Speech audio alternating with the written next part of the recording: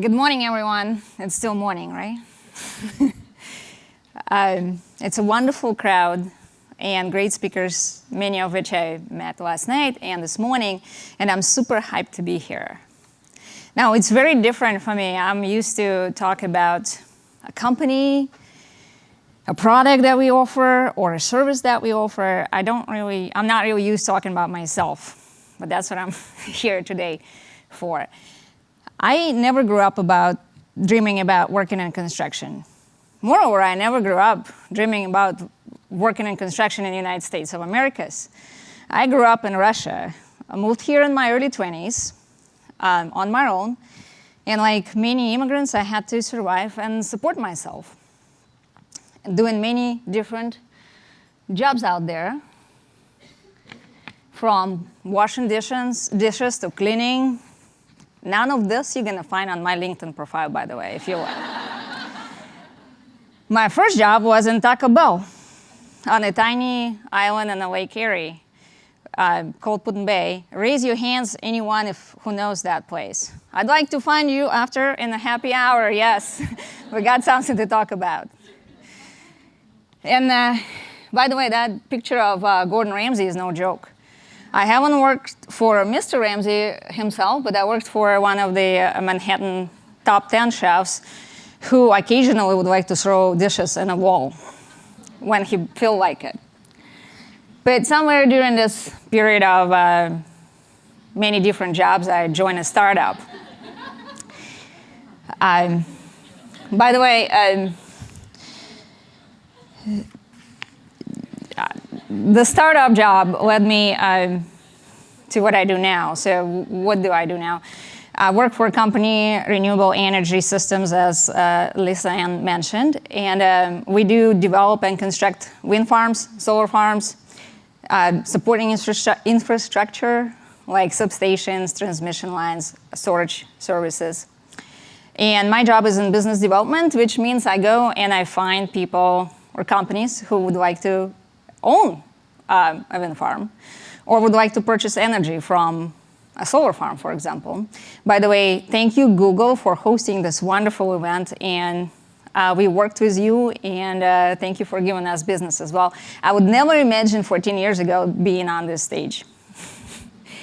So back to the startup saying, I would recommend that any one of you would try startup at least once in their life. Preferably when you're younger, just for obvious reasons on the slide right there. But this is kind of jobs that are going to teach you what to do, and you're going to have lots of learning. But most importantly, I think, to me, it taught me what not to do. I remember being on my job maybe first couple of weeks. I learned that wind farms actually being built over a week, 7 days a week, 12-hour days, maybe more. So I sat on my couch on Saturday, 9 o'clock in the morning, opened my laptop, surround myself by papers. I was so proud of myself working on Saturday morning. Hey, I had a very simple task. I needed to call and schedule cable deliveries to a number of wind farms. I had a number to call, I had the name of a person to speak to, so I did that. The person picked up the phone. I said, "Oh, good morning. May I speak to such and such?" There was a pause on the other end, and then the phone went dark. So I sat there for a second. I thought, what just happened? What the hell just happened? Did the reception went dark? Did I dial the wrong number? I don't know how I figured out what to do next, but within the next 30 seconds, I dialed that number back. This time, my message was a little different. I said, "So, do you want this cable or what?" So we shared that laugh and shared a great relationship throughout this project. For years, I've been doing my job without giving too much of a thought about men and women and work relationships and all that. Of course, I was aware of a change in status of women over the last century, but I just had to do what I had to do. And I did recognize that sometimes in order to be heard, I had to work 10 times harder than a man would. Imagine construction site. I tried to put some representation.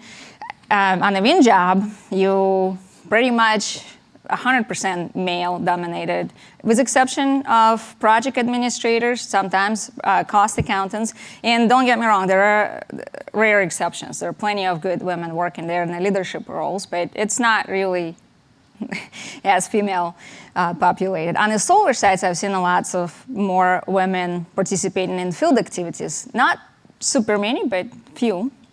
And I think it has something to do with the skill set that solar field work requires. But don't get me wrong, being in elements and whether they are 10, 12-hour days, it's very hard work for either man or a woman. I have lots of stories on the construction side, but I'm limited to 10 minutes here, so happy hour again. As I said, I just did what I had to do in order to survive. I didn't really give a crap about my gender. About a year ago, I was approached by a colleague of mine who I respect deeply and actually treasure every chance I get to work with her. And she's one of those people like sunshine when you're around her. So she said to me, "Does it have to be this hard? Do you think this is because we are females in the male industry?" And this triggered something in me. Maybe because I didn't have to survive anymore at that point. Maybe something reached the tipping point. Or it was just a realization that people that seem, look, and do just fine, they might experience similar feelings I do sometimes. So I started my quest. Well, the quest is a big word. All I did was open my eyes and ears, and I started talking about it. So talking to female peers is awesome. But we also identified the source of the issue as a male, so I went straight to the source. What I learned, first of all, I recognize how many men actually respect and support women, and without us sometimes even noticing that. And most importantly, they value us for the work we do. Not giving crap about gender either. And that's what we want, don't we? Secondly, I've seen it lots of times that men say something, it's really unintentional. And they're absolutely not aware of the issues that we have in. And the moment they hear word woman, there's association with a drama of some sort, and they go in an automatic shutdown mode. And lastly, I realized that male dealing with lots of similar problems in the same arena as we do, which is promotion, recognition, respect. Some of them really convinced that even in my industry, women can succeed more than a male can, which is as bizarre to me as an eye-opening. So at this point, I'm convinced that the best thing we can do is continue talking about it. And I encourage everyone in this room to have those conversations. I'd like to finish up with the words of Tracy Stewart, who I listened to a couple of years ago in Denver at the TEDx. She was doing an economic profile on Coloradoan women. At that time, I think she was working for Center of Law and Policy in Colorado. She said something that resonated with me. She said, "It's about men and women sitting down together. It's not about men telling women what to do. It's not about women crying about men. It's about all of us together." And one more thing, I didn't plan to include it in my speech, but last night we had a number of conversations and quite inspiring actually, and thank you, Catherine and others. As a suggestion for a topic for those talks sometimes, this one is a little bit more serious and might require governmental or legislative support. But I'm pretty confident that both men and women will support this. I'm talking about maternity leave policies. And there are so many women in other countries that enjoy being with their children a lot longer than we do, enjoying better financial support.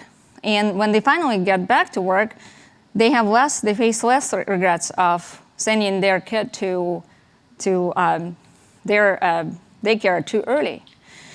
And this is something I hope we can change here. Thank you.